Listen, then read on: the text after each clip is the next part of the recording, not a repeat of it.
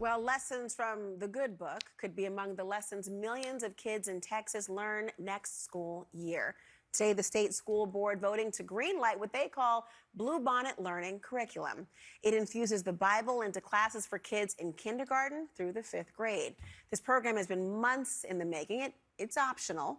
Supporters say that it will help teach subjects like reading and language arts while introducing kids to religious history. But critics argue it highlights Christianity more than any other religion, and some of the lessons possibly undermine the separation of church and state. The 15-member board voted 8-7 to approve it, with 3 Republicans joining Democrats in voting against it. The tie-breaking vote was cast by new member Leslie Racine. Texas Governor Greg Abbott appointed her to temporarily fill a vacancy after the election. Another member who was elected to that seat will take her place at the end of the year.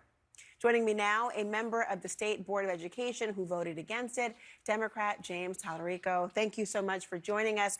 You're studying to be a Christian pastor.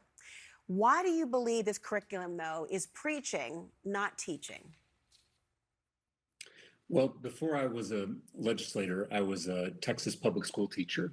And as you mentioned, I'm a current seminary student studying to become a Presbyterian minister. And so I know personally that there is a difference between preaching and teaching. Under federal law, schools can teach the Bible as an academic text, but not in a devotional way. In other words, public schools are not Sunday schools. Or as Greg Abbott is fond of saying, schools are for education, not indoctrination. And you know, Laura, I'm not the only one who thinks that this curriculum is unconstitutional. The Texas Republicans who crafted this curriculum also think it's unconstitutional because in the bill that created this curriculum, they explicitly grant immunity for Texas educators who violate the Establishment Clause of the United States Constitution, otherwise known as the separation of church and state. So this curriculum is unconstitutional, it's un-American, and I also believe it's deeply un-Christian. You know, one of the lesson plans, I should say, for kindergartners emphasizes teaching the book of Genesis from the Bible and helping kids understand the phrase, and God said, let there be light, and there was light. Tell me about a lesson specifically like this. Is that appropriate for an elementary school student in light of what you've described as that separation, of course, of church and state?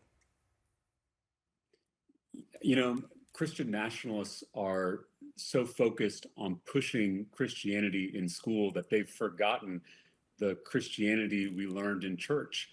Jesus taught us to love our neighbors as ourselves. In the parable of the Good Samaritan, Jesus specifically defines neighbor as someone different from us, religiously, racially, culturally.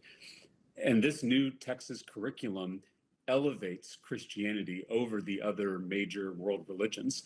I consider the Hindu student, the Jewish student, the Muslim student, the Buddhist student, the atheist student who sits in a classroom in a Texas public school to be my neighbor. And as a Christian, I am called to love them as myself. And forcing my religion down their throats is not love. I think if Jesus read this new curriculum, he would weep for those students. And then I think he would overturn our desks in the Texas legislature. But there are those who will say, this is optional, this is not mandated. Is that disingenuous? Does that change the calculus as you describe? I think it's misleading. You've got to know the context here in Texas. We rank 43rd in the nation in per student education funding.